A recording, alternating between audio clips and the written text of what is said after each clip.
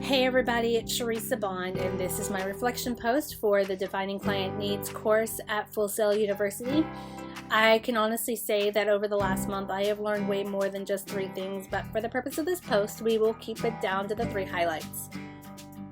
The first is that design is a process. In The Brand Gap, Marty Neumeier breaks down the design steps and branding concepts into this easy to follow step-by-step guide that can be easily repeated with each client that I help. But he also raised a very good question about whether or not you can place a monetary value on building a company's brand. Branding is something that's a long-term investment, and it's something that many large corporations don't mind spending money on because they understand the necessity for it. But many small startups have a hard time justifying the expenditure because there isn't going to be that instantaneous return on investment. But it's my responsibility as the designer to help each client understand that yes, it can be expensive, but it's worth the investment. The second is that the whys matter. Simon Sinek's TED Talk video was probably my favorite thing that we watched all month because he took the way that many companies conduct their business and he completely turned it around. So many times companies are now focused on what they're doing and they completely lose sight of the why they're doing it. But as Sinek pointed out, people don't buy what you do, they buy why you do it.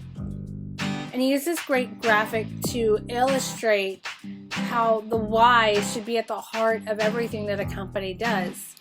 The third is the practical experience I gained through the design projects.